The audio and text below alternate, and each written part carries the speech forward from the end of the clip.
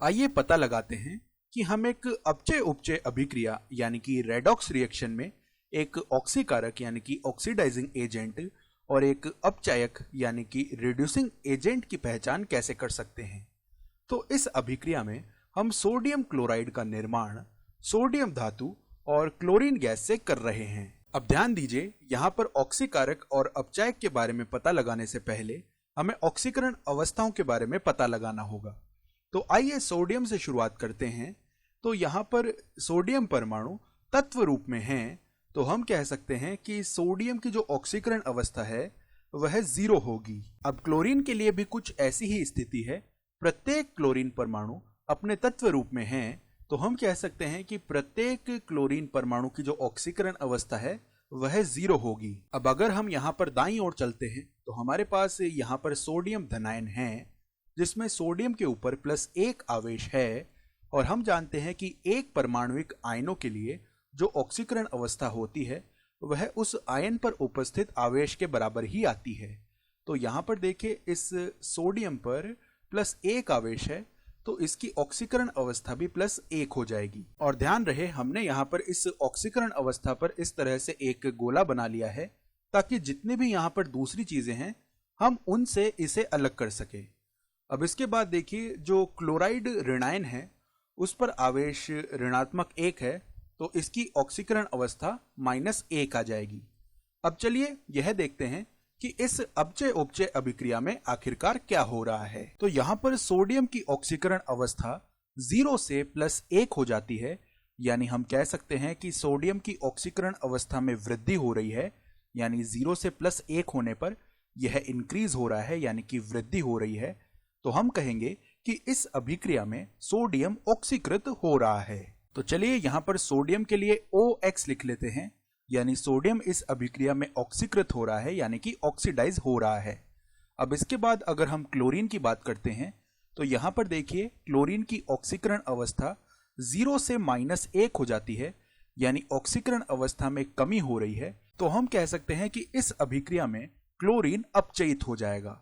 तो चलिए लिख लेते हैं, यहाँ पर प्रत्येक क्लोरीन परमाणु रिड्यूस हो जाएगा, यानी कि अपचयित हो जाएगा। अब इससे पहले कि हम यहाँ पर ऑक्सीकारक और अपचायक तय करें, मैं चाहूंगा कि संयोजकता इलेक्ट्रॉन यानी कि वैलेंस इलेक्ट्रॉन्स को दर्शाए बिना हम इस सब के बारे में एक बार फिर से बात कर लें। तो अब आइए इस विधि का उपयोग करते हुए हम ऑक्सीकरण अवस्थाएं लिख लेते हैं, क्योंकि हम जानते हैं ऑक्सीकरण अवस्थाएं लिखने की 2 विधियां होती हैं। तो चलिए सोडियम से शुरुआत करते हैं। इस तरीके से हम सबसे पहले सोडियम की ऑक्सीकरण अवस्था लिखेंगे। तो अगर हम हमारे इलेक्ट्रॉनों को बिंदु यानी कि डॉट रूप में प्रदर्शित करें, तो एक परमाणु के पास सामान्य रूप से कितने संयोजकता इलेक्ट्रॉन होते हैं, उनमें से अगर हम इन इलेक्ट्रॉनों को घटा दें, जो कि इस तस्वीर में हमें नजर आ रहे हैं, तो हमें ऑक्सीकरण अवस्था प्राप्त हो जाएगी। उदाहरण के लिए हम जानते हैं कि सोडियम वर्ग 1 का तत्व है, तो इसके लिए सामान्य रूप से एक संयोजकता इलेक्ट्रॉन होता है, और यहाँ पर तस्वीर में भी हमें केवल एक ही इलेक्ट्रॉन नजर आ रहा है। तो अगर हमें सोडियम की ऑक्सीकरण अवस्था लिखनी है तो वह आ जाएगी इसके लिए एक संयोजकता इलेक्ट्रॉन यानी 1 माइनस, इस तस्वीर में भी हमें एक ही इलेक्ट्रॉन नजर आ रहा है, तो 1 - 1 यानी कि 0। और यही परिणाम हमें यहाँ पर ऊपर भी मिला था।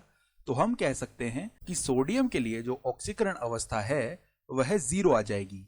और ध्यान दीजिए, हमारे पास यहाँ पर 2 सोडियम परमाणु हैं, और ये दोनों बस इस संतुलित अभिक्रिया में इस 2 को ही प्रदर्शित कर रहे हैं।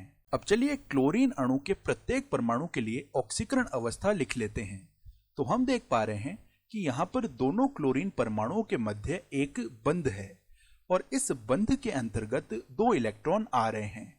तो अब जब हम यहाँ पर ऑक्सीकरण अवस्थाएं लिखेंगे और बिंदु संरचनाएं यानी कि डॉट स्ट्रक्चर्स बनाएंगे, तो हम इन इलेक्ट्रॉनों को अधिक विद्युत ऋणात्मक यानी कि इलेक्ट्रोनेगेटिव तत्वों को देंगे। और यहाँ पर देखिए, यह समान तत्व ही है, यानी कोई भी अंतर नहीं है। तो अब इस स्थिति में हम एक इलेक्ट्रॉन एक परमाणु को दे देंगे और दूसरा इलेक्ट्रॉन दूसरे परमाणु को दे देंगे। तो अब अगर हम क्लोरीन की ऑक्सीकरण अवस्था लिखना चाहते हैं, तो हम जानते हैं कि क्लोरीन के पास सामान्य रूप से 7 संयोजकता इलेक्ट्रॉन होते हैं, और इस तस्वीर में भी हम क्लोरीन के पास 7 इलेक्ट्रॉन देख पा रहे हैं, तो क्लोरीन के लिए जो ऑक्सीकरण अवस्था है वह आ जाएगी 7-7 यानी कि 0। और यही ऑक्सीकरण अवस्था हमें यहाँ पर ऊपर मिली थी जब हम उन नियमों का उपयोग कर रहे थे जो हमें याद है। अब अगर हम इस क्लोरीन परमाणु की बात करते हैं तो इसके लिए भी जो ऑक्सीकरण अवस्था है वह 0 ही होगी। तो आप समझ पाए होंगे कि कई बार केवल इलेक्ट्रॉनों को देखने से ही हमारा काम बन जाता है। अब चलिए इसके बाद हम उत्पाद के बारे में बात करते हैं। तो यहाँ पर हमारे पास 2 सोडियम क्लोराइड हैं। इसी तरह यहाँ पर भी देख पा रहे हैं ये 2 सोडियम क्लोराइड हैं। अब चलिए देखते हैं कि यहाँ पर इलेक्ट्रॉनों के साथ क्या हो रहा है। तो ध्यान दीजिए, इस सोडियम के पास यह जो इलेक्ट्रॉन है यह इनमें से एक क्लोरीन पर चला जाता है और इसी प्रकार इस दूसरे सोडियम के पास यह जो इलेक्ट्रॉन है यह दूसरे क्लोरीन के पास चला जाता है। तो सोडियम यहाँ पर अपना संयोजकता इलेक्ट्रॉन त्याग देता है, या ऐसे कह सकते हैं कि प्रत्येक सोडियम यहाँ पर अपना संयोजकता इलेक्ट्रॉन त्याग देता है और इसी वजह से यहाँ पर धनायन का निर्माण होता है।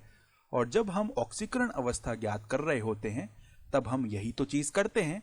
देखिए, सोडियम के पास सामान्य रूप से एक संयोजकता इलेक्ट्रॉन होता है और यहाँ पर यह उसने त्याग दिया है, तो ऑक्सीकरण अवस्था आ जाएगी 1-0 यानी कि धनात्मक 1। और यही ऑक्सीकरण अवस्था हमें यहाँ पर भी मिल रही थी। अब अगर हम क्लोरीन के लिए बात करते हैं तो सामान्य रूप से क्लोरीन के पास 7 संयोजकता इलेक्ट्रॉन होते हैं, लेकिन अब इसे एक सोडियम से मिल गया है तो अब इसके चारों ओर हमें 8 इलेक्ट्रॉन दिखेंगे। तो 7-8 करेंगे जिससे हमें -1 मिल जाएगा। तो उम्मीद करता हूं कि अब आपको अर्थपूर्ण लग रहा होगा कि यहां पर ये जो ऑक्सीकरण अवस्थाएं हैं ये एक परमाणविक आयनों पर जो आवेश है उसके बराबर किस प्रकार आ रही हैं। अब जब हमने यहाँ पर काफी कुछ पता लगा लिया है कि ये वाले जो इलेक्ट्रॉन हैं इनके साथ क्या हो रहा है, तो अब आइए हम अर्ध अभिक्रियाएं लिख लेते हैं और इसके बाद यह पहचानते हैं कि ऑक्सीकारक और अपचायक कौन है। तो अब अभिक्रिया को हम थोड़े अलग तरीके से यहाँ पर लिखने वाले हैं।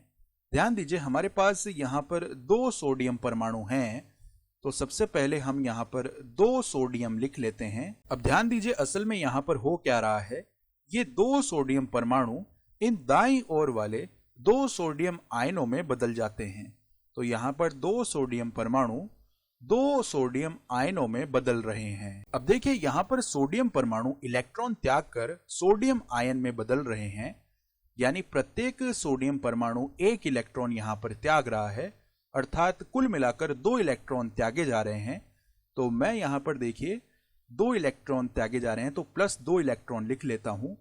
तो यह तो ऑक्सीकरण अर्ध अभिक्रिया है, यानी ऑक्सीडेशन हाफ रिएक्शन है। और ऐसा हम क्यों कह पा रहे हैं कि यह ऑक्सीकरण अर्ध अभिक्रिया है, क्योंकि हम जानते हैं कि यहाँ पर इलेक्ट्रॉन त्यागे जा रहे हैं, यानी कि इलेक्ट्रॉनों की कमी हो रही है। तो हम लिख सकते हैं लियो, यानी कि loss of electrons is oxidation, अर्थात इलेक्ट्रॉनों की कमी होना यानी इलेक्ट्रॉन त्यागे जाना ऑक्सीकरण कहलाता है। तो इतनी बात तो ऑक्सीकरण अर्ध अभिक्रिया की हो चुकी है। अब चलिए हम अपचयन अर्ध अभिक्रिया लिख लेते हैं।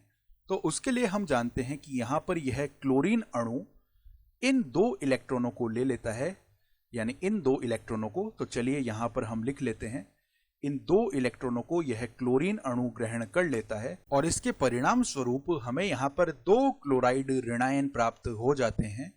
तो देखिए, ये वाले 2 क्लोराइड ऋणायन हमें यहां पर मिल गए हैं। ध्यान दीजिए, यहां पर अभिकारक पक्ष में इलेक्ट्रॉन जोड़े जा रहे हैं, यानी इलेक्ट्रॉन ग्रहण किए जा रहे हैं। तो यह हमारी अपचयन अर्ध अभिक्रिया है। तो इसे हम गर लिख सकते हैं, यानी कि gain of electrons is reduction, अर्थात इलेक्ट्रॉन ग्रहण किए जाने का मतलब है अपचयन। और इसे याद रखने के लिए हम कुछ ऐसे समझ सकते हैं कि लियो एक शेर है और वह जोर से गर की आवाज करता है। तो इससे हम याद रख पाएंगे कि ऑक्सीकरण और अपचयन कब हो रहा होता है। अब इसके बाद अगर हम इन दोनों अर्ध अभिक्रियाओं को आपस में जोड़ देंगे तो हमें हमारी वास्तविक अपचय उपचय अभिक्रिया प्राप्त हो जाएगी, क्योंकि यहाँ पर ये दोनों इलेक्ट्रॉन तो आपस में निरस्त हो जाने वाले हैं, क्योंकि ये दोनों समान इलेक्ट्रॉन ही हैं। ये वे ही इलेक्ट्रॉन हैं जो सोडियम के द्वारा तो त्यागे जा रहे हैं और क्लोरीन के द्वारा ग्रहण किए जा रहे हैं। तो ये दोनों आपस में इस तरह निरस्त हो जाएंगे। अब अगर हम बचे हुए सभी अभिकारकों को आपस में जोड़ देते हैं तो देखिए 2 सोडियम और यहाँ पर यह Cl2 है, तो हमें मिलेगा 2 सोडियम प्लस क्लोरीन गैस। और अब अगर हम उत्पादों की बात करते हैं तो यहाँ पर देखिए 2 Na प्लस 2 Cl माइनस, ये मिलकर 2 NaCl बना लेंगे। और ध्यान देंगे तो यही हमारी वास्तविक संतुलित अपचय उपचय अभिक्रिया भी है। तो इसके बाद अब हम ऑक्सीकारकों और अपचायकों को पहचान सकते हैं, और मुझे लगता है कि इस सब के बारे में बात करना बहुत ही ज़रूरी था, क्योंकि जब हम इन सब के बारे में जान लेंगे, यहाँ पर इलेक्ट्रॉनों की बात करेंगे और इनकी परिभाषाओं के बारे में बात करेंगे, तभी हम इन पदों को लेकर कभी उलझन में नहीं पड़ेंगे। अब देखिए सोडियम का यहाँ पर ऑक्सीकरण हो रहा है, और सोडियम के ऑक्सीकरण के लिए सोडियम 2 इलेक्ट्रॉन क्लोरीन को अपचयन के लिए दे रहा है। तो हम कह सकते हैं कि सोडियम यहाँ पर क्लोरीन के लिए अपचायक की भूमिका निभा रहा है। अब चलिए इसे हम लिख लेते हैं कि सोडियम यहाँ पर भले ही खुद तो ऑक्सीकृत हो रहा है, लेकिन इस क्लोरीन को 2 इलेक्ट्रॉन देकर यह यहाँ पर अपचायक की भूमिका निभा रहा है, यानी कि यह एक रिड्यूसिंग एजेंट है। अब क्लोरीन यहाँ पर 2 सोडियम परमाणुओं से ये 2 इलेक्ट्रॉन लेकर अपचयित हो जाता है, और इसी की वजह से यहाँ पर सोडियम का ऑक्सीकरण हो रहा है। तो हम कह सकते हैं कि क्लोरीन यहाँ पर सोडियम के लिए ऑक्सीकारक यानी कि ऑक्सीडाइजिंग एजेंट के रूप में कार्य करता है। तो हमने यहाँ पर लिख भी लिया है कि क्लोरीन एक ऑक्सीकारक है, और अक्सर छात्र इस सब में काफी उलझन में पड़ जाते हैं, क्योंकि देखिए यहाँ पर सोडियम का ऑक्सीकरण हो रहा है, लेकिन सोडियम असल में एक अपचायक के रूप में कार्य कर रहा है, और इसी तरह यहाँ पर क्लोरीन का अपचयन हो रहा है, लेकिन क्लोरीन यहाँ पर एक ऑक्सीकारक के रूप में कार्य कर रहा है। तो यह उलझन ना आए, इसके लिए मैं कहूँगा कि आप इसके बारे में कुछ ऐसे सोचिए कि यहाँ पर इलेक्ट्रॉनों के साथ आखिरकार क्या हो रहा है। तो हम देख पा रहे हैं कि जो इलेक्ट्रॉन सोडियम के द्वारा त्यागे जाते हैं, वे समान इलेक्ट्रॉन ही क्लोरीन के द्वारा ग्रहण किए जा रहे हैं। तो इसके वजह से यहाँ पर सोडियम क्लोरीन के लिए अपचायक के रूप में कार्य करता है, और वहीं क्लोरीन सोडियम के लिए ऑक्सीकारक के रूप में कार्य करता है। तो जब भी हमें यहाँ पर यह काम करना हो, तो पहले मैं कहूँगा कि यहाँ पर आप ऑक्सीकरण अवस्थाएं लिख लीजिए, और उसके बाद यहाँ पर इन परिभाषाओं का उपयोग करके हम ऑक्सीकारक और अपचायक की पहचान कर सकते हैं।